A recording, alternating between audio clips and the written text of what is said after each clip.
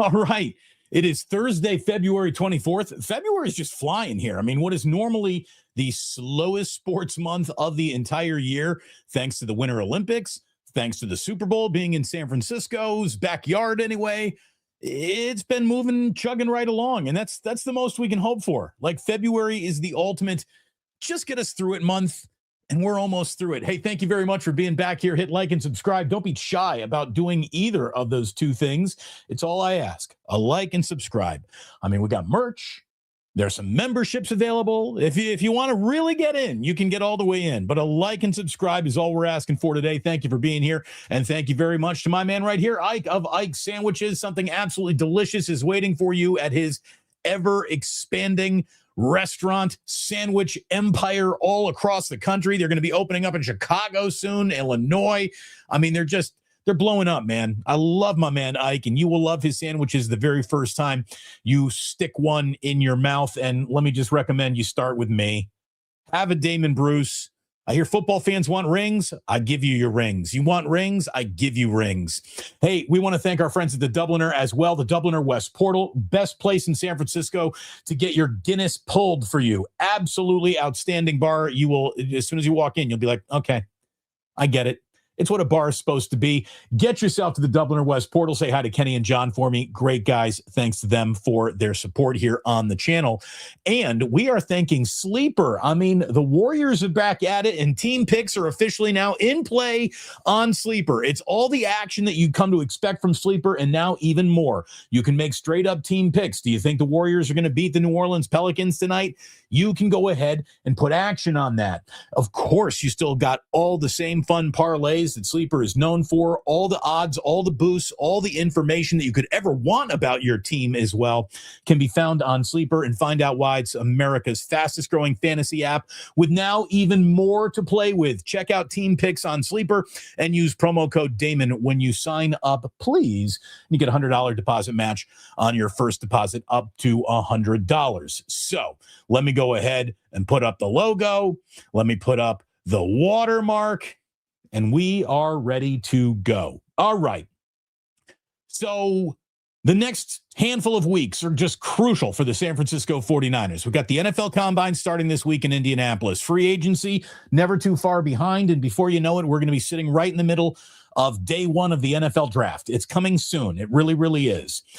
Finding the next weapon is where we start this show today. That's where this video begins, because this is basically, since the day he walked in via trade, has been an offense built around Christian McCaffrey and almost no one but Christian McCaffrey. Yeah, there was a little Debo. Yeah, there was a little Ayuk back in the day.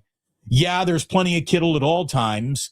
Juwan Jennings, very important red zone target, but he's probably gone this offseason, which means we're looking at no Kittle, no wide receivers to speak of, and all the reason in the world for you to believe that Christian McCaffrey isn't going to quite be the same guy that you've gotten used to here. I mean, McCaffrey has just had a staggering amount of usage,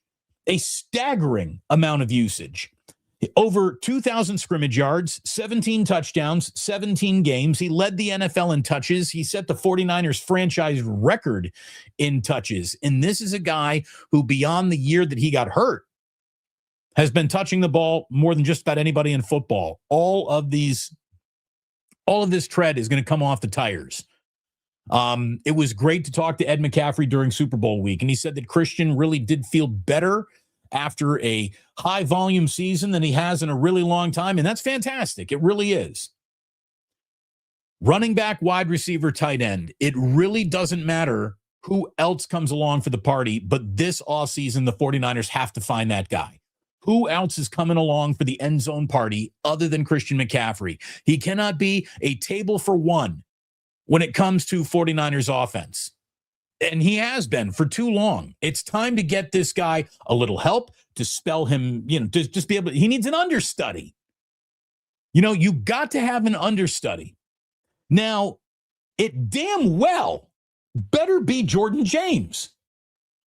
They sunk a 5th-round draft pick into a 21-year-old out of Oregon who, when we finally saw him 18 games into the year where he's getting garbage time carries against Seattle. That's the first time we saw him from scrimmage all year long. Why it took so long, there's no way Kyle could even explain it to me like I'm a 5-year-old. I don't understand how this team consistently drafts guys it instantly falls out of love with and finds ways to not use. It happens far too often. It's happened so many times that it simply cannot happen again with Jordan James. Jordan James needs to be the first man up to get the bite at this apple, and they are desperate for somebody else to bite this running back apple. You know, the trade for Brian Robinson Jr., if we're being completely honest about it, was a huge miscalculation by this team. They should have actually asked Kyle Shanahan, hey, if we go ahead and we trade for another really good experienced running back, are you going to use him? If Kyle would have been honest about it, he would have said, no, I really won't. I'm going to give the ball to Christian McCaffrey every single time. Brian Robinson Jr. will be such an afterthought, literally. Any swinging dick running back off the practice squad can come in and do what we asked him to do. The trade for Brian Robinson Jr. was a complete waste of tradable asset and a waste of a roster spot. It really was. The guy provided nothing. Not that he had nothing to provide. He was just asked to do nothing by his head coach. That cannot happen again. That has to come to an end. Absolutely has to come to an end. Got here Jay Ballantyne saying, Larry says Najee Harris will become CMC's backup. I hope not. I don't think he's the right guy for the job. Now, I'd like Najee Harris on the goal line. I would. But I don't think he's the right guy to be the backup. I don't think he's versatile enough. I don't think he catches the ball enough out of the backfield. You got to have a guy that has got McCaffrey traits so Shanahan will even think about using him. Now, if it's not going to be Jordan James, you better get a running back in free agency because I don't trust you with your own running back draft pick. I really don't, San Francisco 49ers. How many guys has Kyle gone out of his way to hand select to fit his team that had provided absolutely nothing? Now, I saw today Breece Hall is probably going to get franchised by the New York Jets. That poor guy, he wanted out. He will not be coming here. And honestly, that was a price tag that the Niners, I don't think we're really going to explore. You know, Breece Hall is going to want bell cow level running back type of dollars. That's already being spent on McCaffrey. You need to get your rookie. Well, no longer a rookie.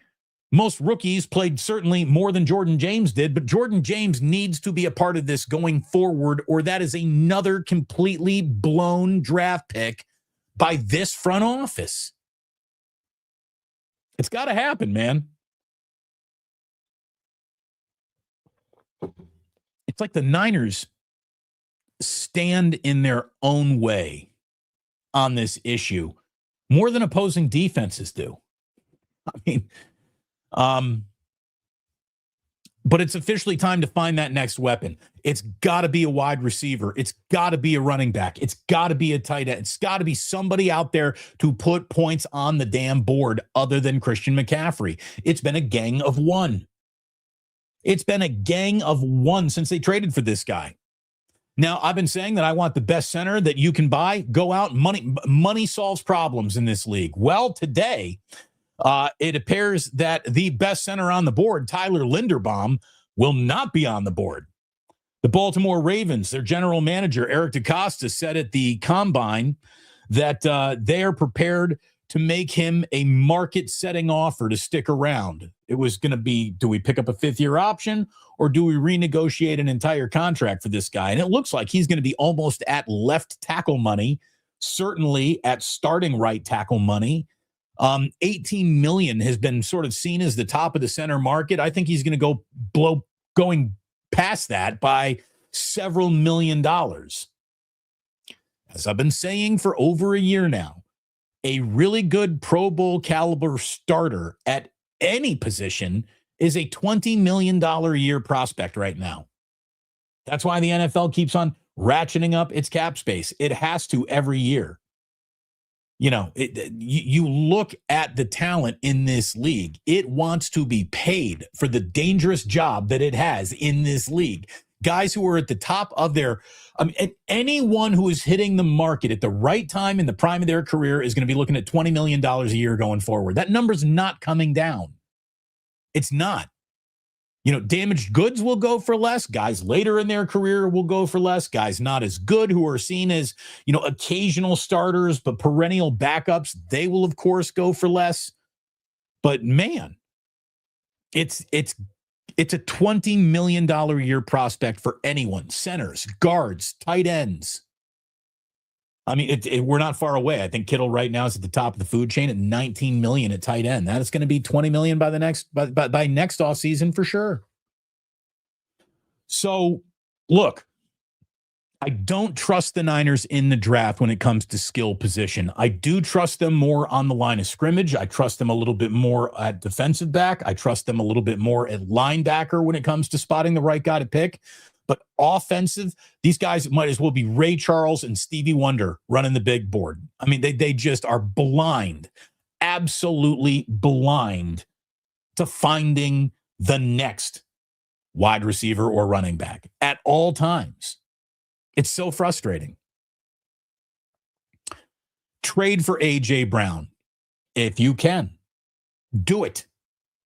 Do it. Now, he's going to be a $29 million dead cap hit for Philadelphia to swallow if they were to trade him. But dead cap money doesn't mean nearly as much to these teams as it does to, content creators and internet screamers. Again, if the NFL team that you root for doesn't care about it, you probably shouldn't very much either. I have to sneeze.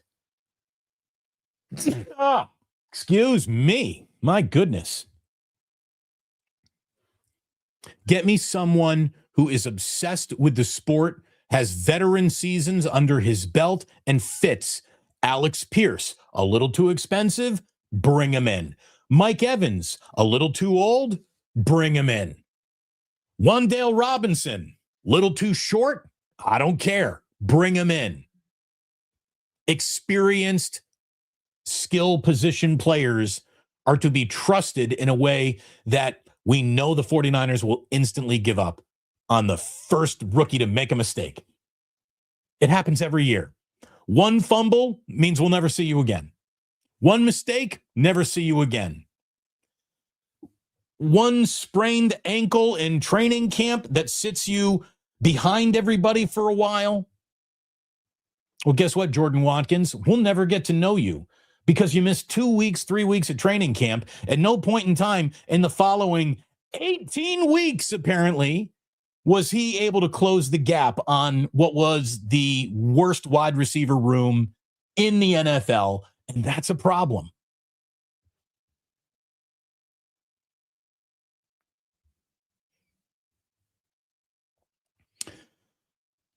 No Tyler Linderbaum.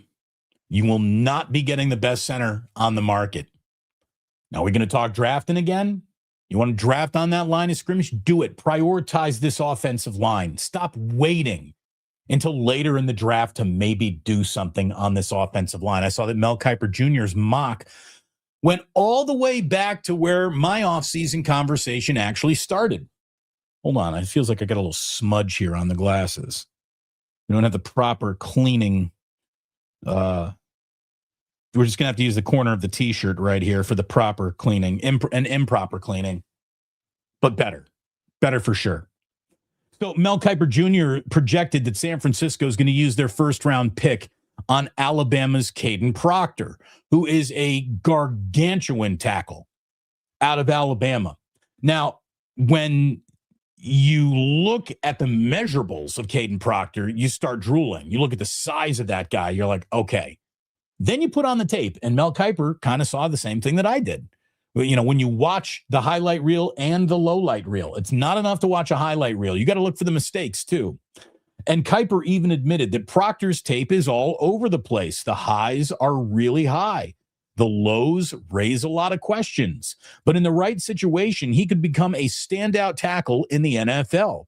And there might not be a better situation than learning behind one of the best to ever do it in San Francisco. Kuiper writes, Trent Williams will be 38 by week 1. He's entering the final year of his contract, so Proctor could develop in year 1 while kicking inside to play guard and or play swing tackle before taking over for Trent in 2027. He's got 40 career starts at Alabama in the SEC at left tackle. He is reliable in pass protection. Where he kind of doesn't fit the 49ers, though, is in his foot speed. He's just not a run-first tackle. And again, your tackle, especially a blindside tackle, needs to be a pass block first tackle, I've always thought. But you got to be able to open up the run. You got to be able to get to the second level. You got to move a little bit faster, I think, in Kyle's offensive line than a guy like Caden Proctor is really built to. Again, he's a Hulk. He is huge.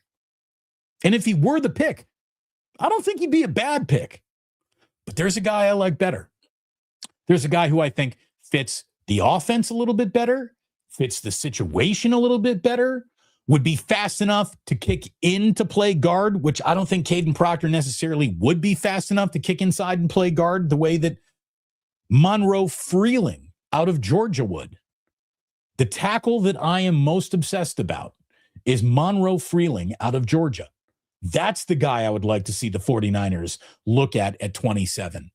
And if Mel Kiper is thinking tackle at 27, hopefully the Niners are thinking that too, but I wouldn't be surprised if when they watched the tape, they didn't like Monroe Freeling as much as I did, more than Caden Proctor. Again, he just seems to fit what they do more than Caden Proctor. Monroe Freeling, watch tape. Go check him out yourself. Don't take my word for it. Guy's a bulldog. I mean, literally, he's a Georgia Bulldog. But he's also a theoretical offensive lineman bulldog as well. And let me just tell you, you're gonna gotta get better on the line of scrimmage. That should be a t-shirt. You're gotta get better. The 49ers 2026 win total, according to Las Vegas, 10.5. It's exactly where it was last year. It was at 10.5. Seattle, by the way, the defending Super Bowl champions, are sitting at 10.5. The team that they met in the NFC title game is at 10.5. 3 teams in the NFC West have Vegas over-under win totals for the upcoming season at 10.5. The Arizona Cardinals are predicted to suck out loud. Thank God. We need everyone in the NFC West needs one can actually let your breath out week in the division. Sorry, Arizona Cardinals. And I do know, look, whenever the 49ers let their belt get undone a little bit against Arizona Cardinals, they usually get beat by the Arizona Cardinals. The Cardinals have a way of just biting the Niners in the ass too often for a bad football team. But they're going to have trouble biting anybody in the NFC West in the rear end this year. The Cardinals are going to be bad. You're going to have 3 teams that are fantastic. And the NFC West is a monster unlike any other division in football.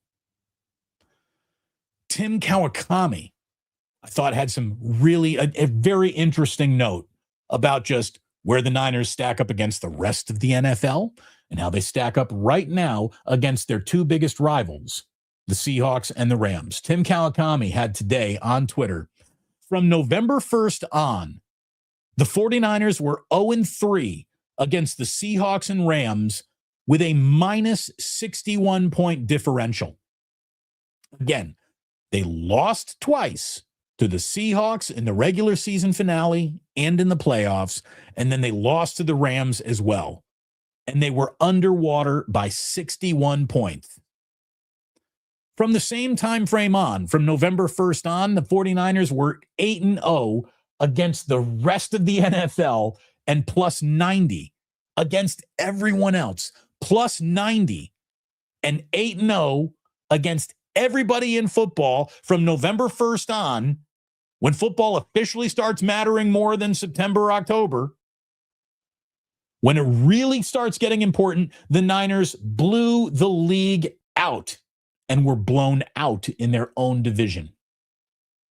So We go back to where this live stream started today, do we not? It is important to get somebody other than Christian McCaffrey to get into the end zone, and that has to be a priority. And if you need to draft 5 offensive linemen to just get bums into the end zone, I'm fine with that. Bigger beef up front. Get me some razzle-dazzle somehow, some way in free agency, some razzle-dazzle that Shanahan will actually use, trust, and play. And guess what? You are going to be able to keep pace with the 2 other teams who are projected at 10.5 wins at the very least in your own division. We got a couple of supers. This is from Too Much Sauce. It says CMC played 392 snaps last season. How many are you okay with next season? Kyle probably wants another 900 plus snaps, unfortunately. Yes. Ed McCaffrey looked at me like I was about to ask him a question that wasn't football related when I said Kyle Shanahan has a heroin problem and his lady H is your son. He is addicted to your son, and every other player might as well be methadone. And once you get the real smack, you don't want the fake stuff. You've got to give Kyle another drug to do at the party. You've got to. There's no workload. But for the prime of LaDainian Tomlinson's Hall of Fame career, there is nobody in football over the last quarter century who has ever been used as much as Christian McCaffrey was just used and got better, was able to do more the following season. So yeah, reality is coming like a shaving cream pie for Christian McCaffrey's production. Kyle better be ready for that. Yosh says, had Ike's vegan sandwich 2 days in a row. Amazing. The only thing I can tell you about vegan sandwiches is I don't eat them. I don't recommend you do either. But if you do, try one at Ike's. It's not just unoffensive. It's actually good.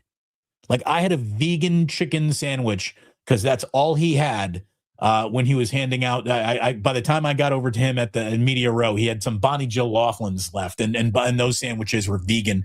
And I ate one. It was good. It wasn't as good as mine. It would have been better if there had been steak on it, for sure. But it was good. His vegan options are legit. Thank you, Yosh, for supporting the channel and for supporting me by eating your vegan Ike sandwiches. I'm just telling you right now, if you like the vegan sandwiches, wait until you try the real ones.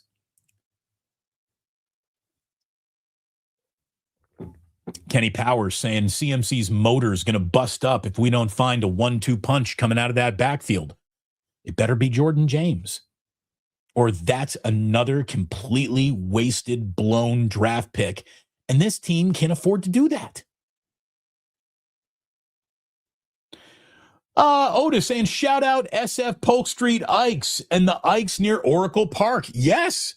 Yeah. The Ike on Polk Street it's behind the old Cadillac movie theater. And the one near Oracle Park is fantastic. You can get burgers at that Ike's. If you think Ike sandwiches are good as they are, you're right. Get a burger the way Ike's makes it. They are really, really good.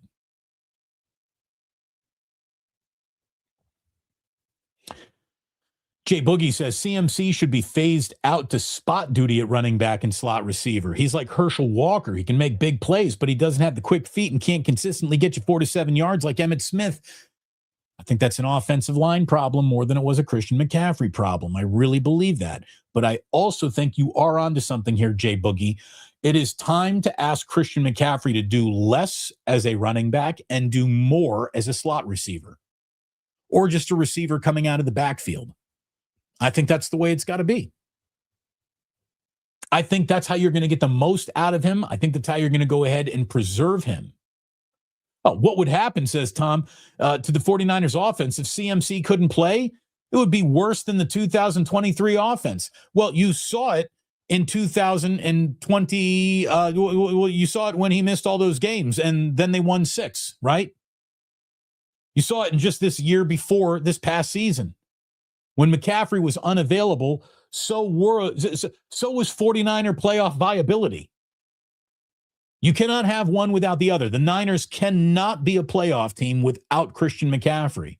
We just saw, and I'm not here to open up a debate or scratch any, open wounds or pick any scabs in the who's the right quarterback debate.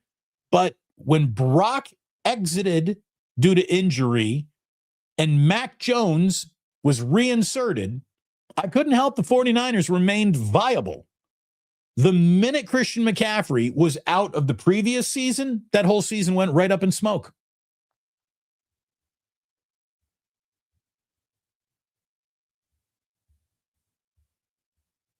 Got an awful lot of great comments on here. Thanks so much for being in here today. Thanks for hanging out. Hit like and subscribe. Where are we on the like counter here? We got, we're not even quite at 100 people watching. Again, the algorithm has not been kissing the show on its forehead ever since football season ended. I think there's it's dead time February. I think there's a little 49er and football fatigue in the fan base as well. Everybody needs an off season, even some viewers. I get it. But if you're in here today, please hit like and subscribe. Tell a friend, tell a neighbor, tell an enemy. God, I hope not. William said we might get a punter at 27. That's how awful we draft. Not quite that bad. Not quite that bad. Same recycled garbage every year. Louis, I don't know if you're talking about the Niners or this show, but we continue to say the same thing every offseason. It's got to be more than just one guy. It's got to be more than McCaffrey. I mean, you can't ask that guy to do any more. Rick says, I'm sure the first pick will be defense. Well, here's the thing, Rick.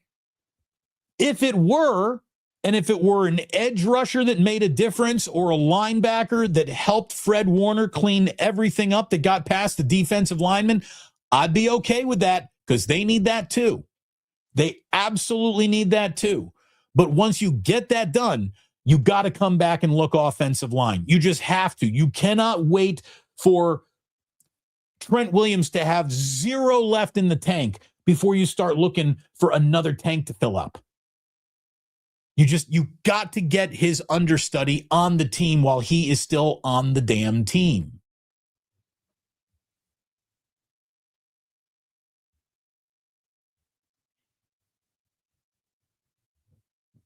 Again, a lot of great comments. I could do the rest of the show just by reading the comments in here.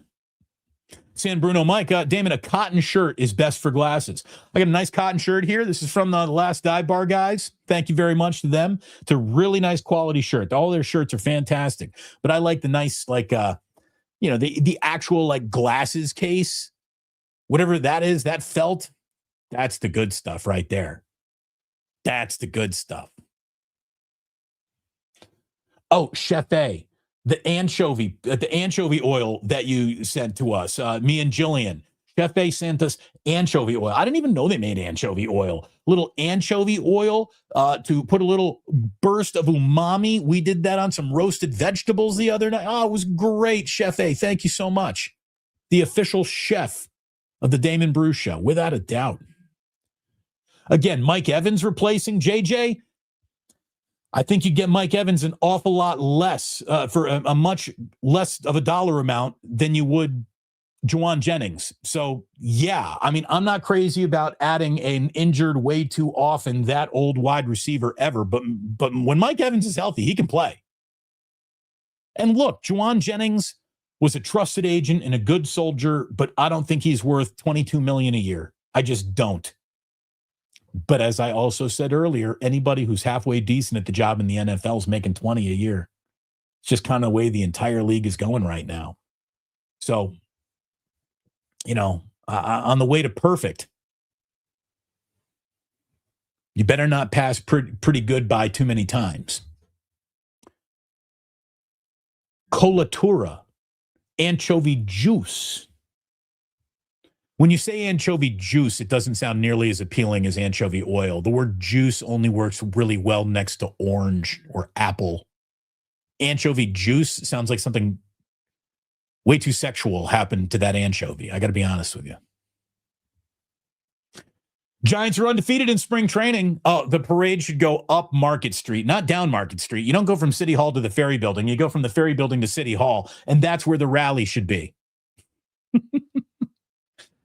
Gotta love undefeated teams in spring training, baby.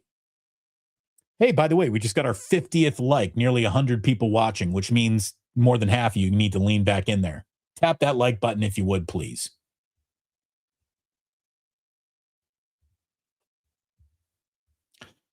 All right. The NFL Combine, boys and girls, my good friends, starts on Thursday. Day one of the Combine, it's defensive linemen and linebackers. Day two, it's defensive backs and tight ends. Day three, it gets really sexy with quarterbacks, running backs, and wide receivers going through their combines. And on day four, maybe one of the most important days for 49er fans to be watching, it's the offensive linemen. Again, we're going to get a whole bunch of GMs and head coaches from Indianapolis talking, having media moments. There's going to be an awful lot of lying season getting underway here from Indianapolis. You know, today I saw Raiders GM John Spytek talk about how much they are not trading Max Crosby. I wouldn't trade Max Crosby either. We just had our good friend JT the Brick on saying they don't want to trade Max Crosby. So either there's some truth or there's an awful lot of lying going on here. You know, we know that the 49ers don't want to trade Mac Jones. But then when you look at the quarterbacks coming out of this draft, Mac Jones's value could be a bigger target than anything you could have ever imagined. If they can get a second rounder, multiple round picks, maybe even add a player to that, yeah, they will trade Mac Jones, especially if they like the way Curtis Rourke is coming along. Or Kyle thinks he can find another reclamation project just out there in the NFL that's waiting for him. You know, Mac Jones to Arizona, that's the one deal I wouldn't do. Arizona's so far behind the rest of the NFC West, I wouldn't give them any reason to believe it all. I really wouldn't. By the way, that would be hysterical if Mac Jones really were to go to the NFC West. Then you would have every single quarterback room in this division with a Shanahan quarterback in it. You got Jimmy Garoppolo still, in LA? You got, or what he was. Is he anymore? I don't know. Jimmy's still around. His handsomeness lingers. Sam Darnold, obviously, up in Seattle. Mac Jones in Arizona. No, that's too much internal knowledge in too many QB rooms.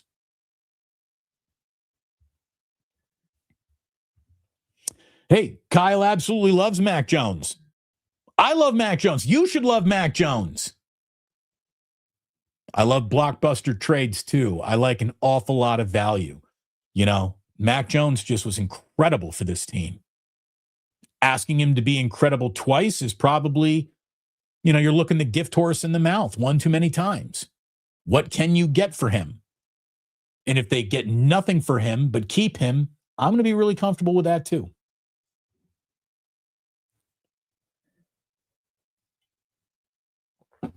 One other NFL note, because we've been talking international games. We know that the 49ers have 2 international games, DOS international games. First is going to be in Australia. Dingo ate my baby. Very exciting. It's going to be the Rams in Australia. I'd love to go to that game. Even with all the bad news coming out of Mexico, I'd love to go to the Mexico City game too.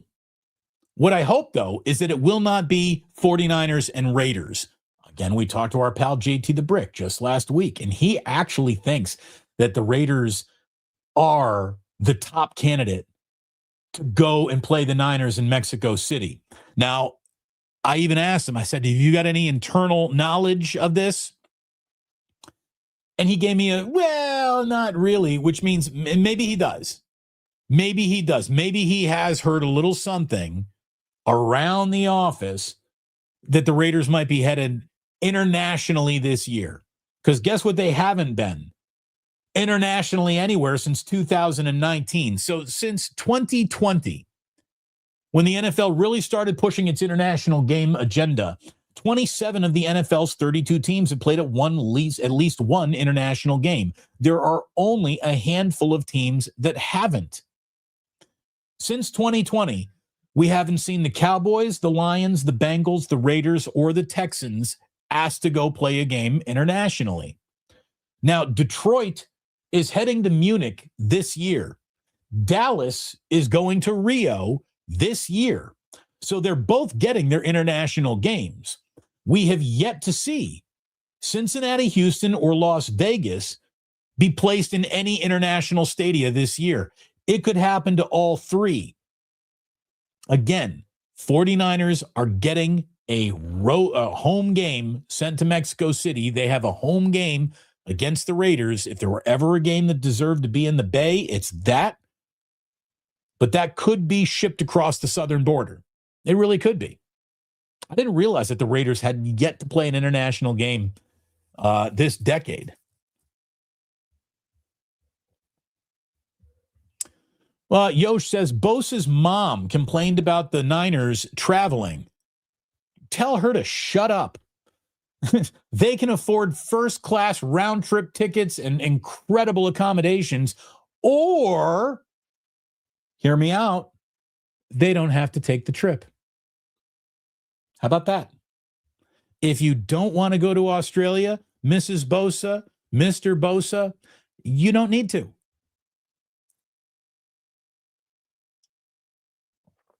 You know, that is a money-first family if there ever was one. They're probably all pissed off that they got to buy an expensive plane ticket. Okay. What do we got here? Oh, wait a minute. Hello. Cartels are destabilizing the region and you want to go there?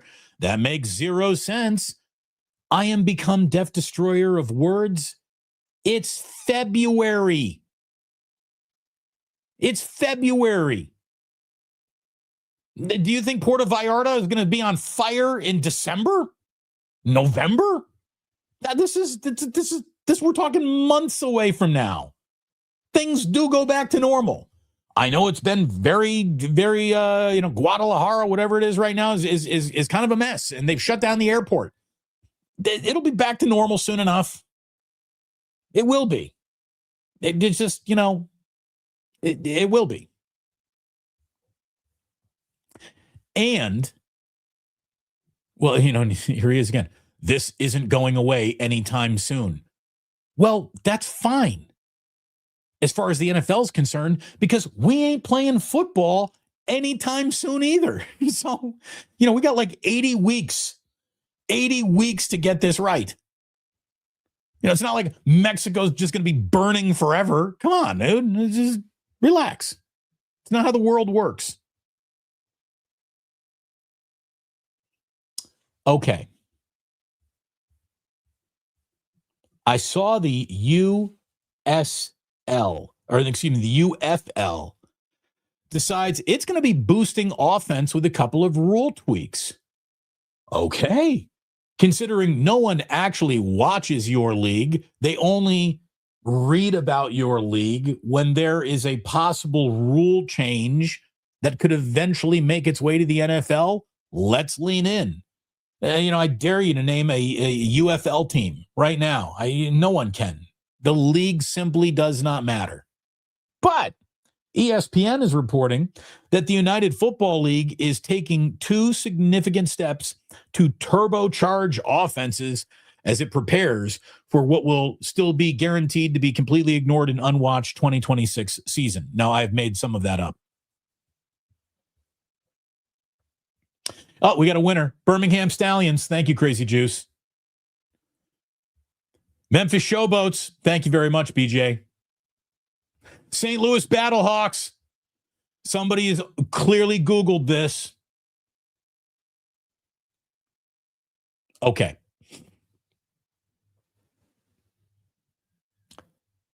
The UFL is going to be awarding 4 points for any field goal of at least 60 yards and has banned most punts from inside the opponent's 50-yard line.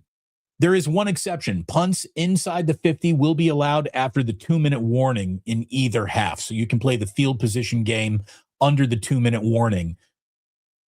I do not like do not like the field goals of 60 yards or more are now worth 4 points. I don't like that. And I don't think that that is going to stick around. I could see that backfire. The last thing you want, does that make teams more aggressive? Or does it actually make teams with kickers who can stripe it from 60 less aggressive? I would say it makes it left. Here we are. We're right on the edge of 60 yards. Do you really want to gain any more yards for a 58-yard field goal attempt when a 61-yard field goal attempt could be worth one more point? I don't like that. No punting after you cross midfield? I do like that until the 2-minute warning. I do like that rule. If the NFL wanted to adopt that right now, I'd say go ahead. The 4-point 60-yard field goal? No, that can't happen. By the way, that would just do so much to screw up betting in Las Vegas. No. I don't think I want that. I love the way the NFL works out with 6-point touchdowns, 3-point field goals, 1-point extra points, 2-point conversions. I don't need a 4-point play. I don't need a 4-point play. But I think the no punting once you cross the 50, that will generate some offense. I want to see more plays. To me, I would rather outlaw field goal kicking completely from any distance than award 4 points from 60. Because you know what a field goal from 60 yards looks like on TV? It just looks like a field goal, and they're all boring unless they're missed. But I'll say this, Eddie Pinheiro probably agrees with me. Eddie doesn't want to be striping 60. Eddie is a lot better from inside 50. And a not very credible source right now says that the 49ers are going to open with a 2-year, $7 million offer for their outstanding kicker who they found midseason to stay. This guy fixed all of their kicking problems. Shout out Matt Gay, who came in as an understudy for a minute and did a nice job. But Eddie is apparently, according to a not very viable, credible source, going to test free agency. 2 years, $7 million, not interested. Okay, well, if that is true, here's what the Niners need to do immediately. They need to either get their money up or add another year and guarantee most of it, if not all of it. Guarantee this man his money. They cannot let this guy go. They cannot let Eddie Pinheiro walk away. He single-handedly fixed a major, major problem for them. Major problem. So I certainly hope that he stays around. Again, don't go changing what a field goal is worth. But ask your offensive coordinators to pick up more fourth downs once they cross the 50. I like that an awful lot. I do like that an awful lot. Okay. Last thing for you today, the history of the day. Are you ready for your little day in history? This was a full football show. I know the Warriors are playing 5 o'clock. They're in New Orleans. Let's see what they look like. Can Brandon Pajemski have 2 good games in a row? I don't know. I do like what we're seeing from some of the guys. I do. I do. I do like what we're seeing. I like Guy Santos. I like that Moses Moody's playing well now that he's getting an opportunity to play more. I am interested in seeing more Porzingis when he is, able to play, which at any day could be not often. Got Michelle saying today in history, shout out 80 years ago today in 1946, Everett Haberman was born. Happy birthday, Dad. Oh, thanks for raising Michelle Haberman. How about it's not just we're not just thanking Everett for raising Michelle to love sports. We're thanking Everett for raising just an awesome person in Michelle Haberman. Michelle, we love you. Happy birthday. Hold on. We're going to officially crown this for your dad. Why can't I pick this up? There we go. when you brought as many candies to me and Gianna back in the old school Warrior pregame days outside of Oracle Arena, the way that Michelle has, your dad gets a birthday hat when we're celebrating the birthday. Happy birthday to Everett Haberman. What a great daughter you got. We got UFL, Underwear Football League. If so, sign me up. Wasn't there a lingerie football league? Is that still a thing or no? Probably not. Probably shouldn't have been a thing in the first place. Again, if you want titillation in your sports, I'm pretty sure there's like an entire set of like porn videos dedicated to it. So if you really want that, you go get the real thing. You don't need like, ain't no half stepping for lingerie football. You know what I mean? Okay. Oh, so how about this? I'll leave the hat on for today's happy birthdays. Happy birthday to Michelle Haberman's dad. Happy birthday to George Thorogood of the Delaware Destroyers. The preamble before one bourbon, one shot, and one beer is one of my favorite things in music. When he's just talking, he's just talking to his landlady. She said, "Do you have the rent?" I said, "No." So out the door I went. It's good stuff. I love you, George Thorogood. Saw him in concert in Fort Wayne, Indiana. He was great. He was really, really good. Happy birthday to Kristen Davis of Sex and the City fame. What was she? Is she a Charlotte? Is that who she was? Charlotte? I think that's it. I think I got that right. Happy birthday to Billy Zane, Titanic fame, Zoolander fame, Billy Zane fame. 60 years old today for Billy Zane. Floyd Mayweather Jr., 49. Daniel Kaluuya, who was awesome in, what was that, the Black Jesus movie? About the Black Panthers.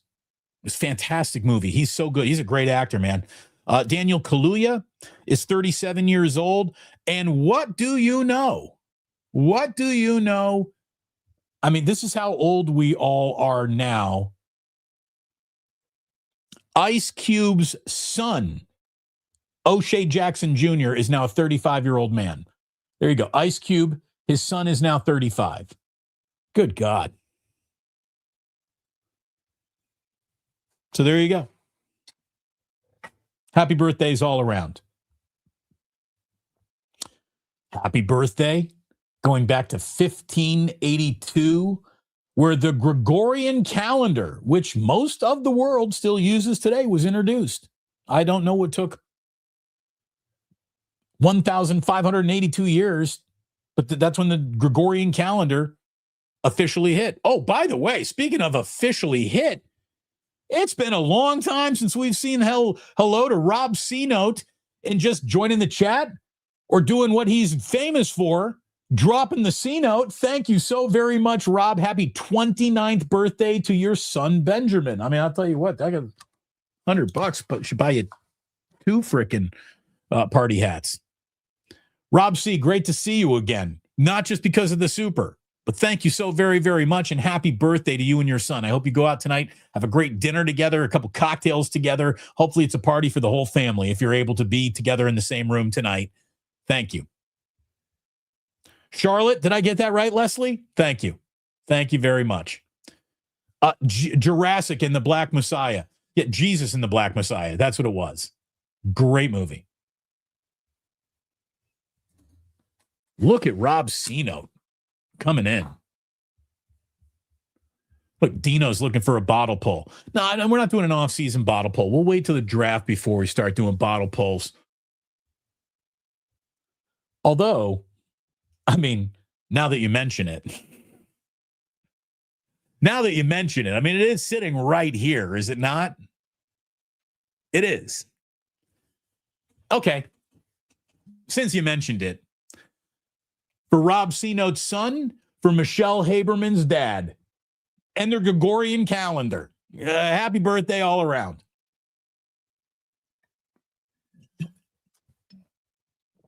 Ha ha! Woo! Yeah. There you go. Yeah. Pull. F it. Exactly. Yosh, Damon, did you watch Night of the Seven Kingdoms?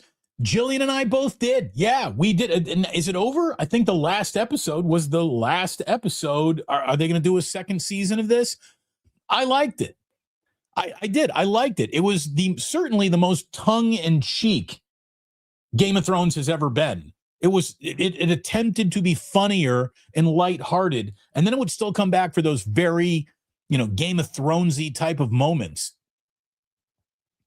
It was funny too that when you'd hear the dun dun dun dun dun dun dun dun dun dun, the big Game of Thrones theme, almost every single time the Game of Thrones theme came up, they shit all over it. Like literally, like in the opening scene, a guy takes a dump, and then there's a huge fart as the music is building. So they are even telling you, we're shitting all over Game of Thrones as you know it. To do this, this is going to be a little bit different. Sadly, I don't know if this is sadly, but I know as much about Westerosian history as I do like the American Revolutionary War. And as you know, I'm a kind of a history buff, right? We're in a segment called Today in History. I like history, but I know a stupid amount of imaginary stuff that is from Westeros.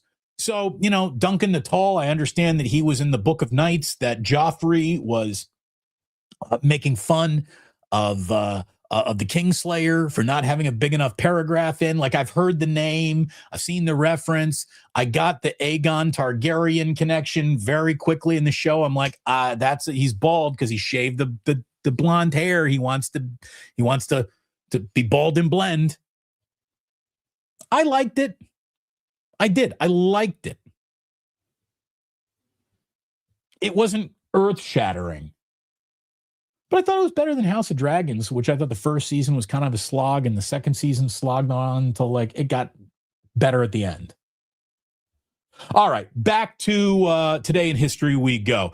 Oh, speaking of happy birthdays, today in 1863, Arizona was organized as a United States territory. Didn't gain its statehood, but it was organized as a territory, which means what? They had a PowerPoint presentation. I don't even know what that means, but congratulations to Arizona for getting organized. Today in 1938, MGM bought the rights and adapted Frank Baum's beloved children's novel, The Wonderful Wizard of Oz. Now, here's how quickly things moved in 1938. They bought the rights to The Wizard of Oz in 1938. That movie opened August 15th, 1939. And you know what an achievement it was. I mean, there's not a lot of things that came out in 1939 that'll still entertain a group of children today in 2026, quite like The Wizard of Oz. It's an incredible movie. It's an incredible technological advancement. The whole scene that goes from black and white to color, obviously, the tornado. It's a monster. They did that all in a year. Chop, chop, huh? Chop, chop. They did that fast. So we do not do an awful lot of posthumous birthdays. You know that. We'd get stuck in the past too much. And Today in History, at least the birthday portion, has to be about who's with us right now. But I will recognize that today in 1955, Steve Jobs was born. It would have been Steve Jobs' birthday today. There aren't a lot of people who, if you just subtract them from the timeline, the entire world as you know it changes. Steve Jobs is one of those guys. Steve Jobs left his fingerprints on the world, for better and for less, in so many ways. I mean, if we just wanted to take something benign and say just the digitizing of music, what that did to records, cassette tapes, CDs, what the iPad did to the jukebox as we know it, what it did to Sam Goody's and all the record stores that we used to have. Again, for better and for worse, Steve Jobs came along and changed everything.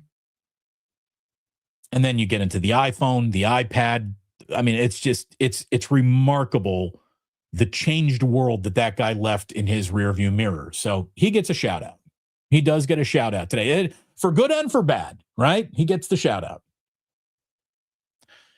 Today in 1970, NPR was founded in the United States. NPR is one of the things that, of course, Donald Trump wants shut down. And does it lean left? Yes. All journalists, because they've read and are educated, tend to lean left. That's just the way journalism in college towns works. The more you learn, the more liberal of a mindset you have. Turning the word liberal into a dirty word was Rush Limbaugh's single greatest feat, the greatest trick that he's a liberal, and he turned it into a dirty word. All liberal means is varied, variety, getting information from more than one place. I can't help but notice that today the NPR, listen to me, I sound old. I can't help but notice the NPR has basically said that they've discovered redacted proof that Donald Trump was raping children. That it's right there in the writing. It's right there in the Epstein files, but they're holding that back. So, take that for what it's worth. No wonder why Trump wants that to go away. Yeah. By the way, I will not be watching the State of the Union tonight. It will be a disgrace. Not a disgrace, though. 1980, the United States Olympic hockey team completed its miracle on ice. They beat Finland 4-2 in the gold medal game.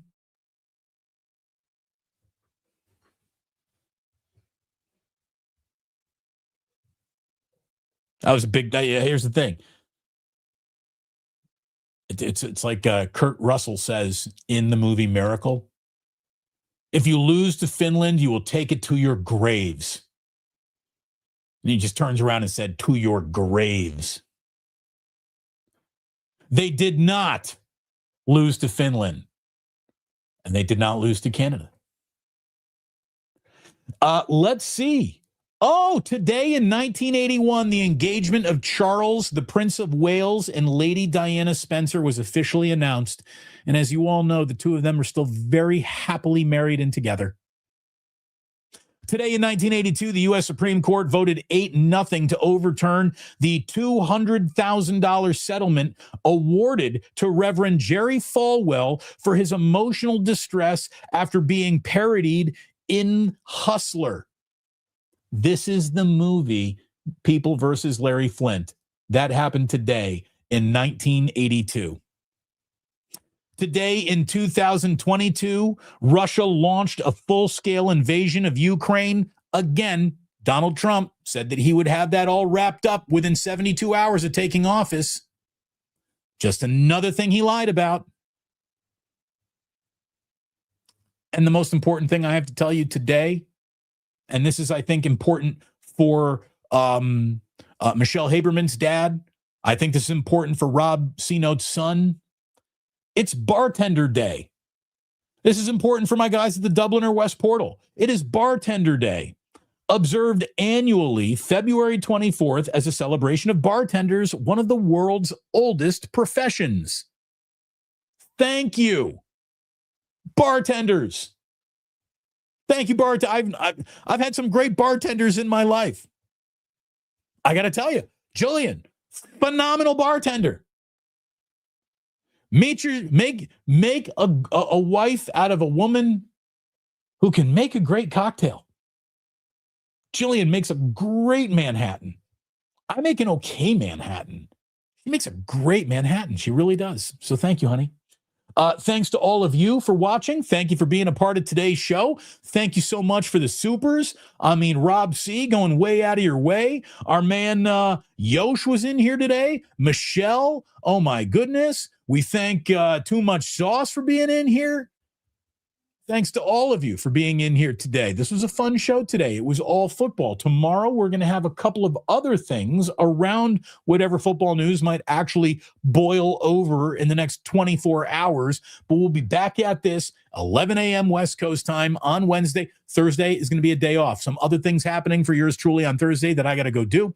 But we will have an awful lot more for you this off season. So please like and subscribe as we're on our way to 51,000. Haven't quite gotten there yet. It's been a while since we have. It hasn't taken this long to add like 15 subs in a while. Again, there's fatigue out there. I get it. But we're going to keep cranking out things for you so you don't have to go to places that don't even provide good content anymore. You don't even have to turn on that sports talk radio when I'm just sitting right here waiting for you on YouTube. Anytime you need me, just press play, download that podcast. And thanks to all of you for being here. Please do remember that sports don't build character. They reveal it. And like that, he's gone.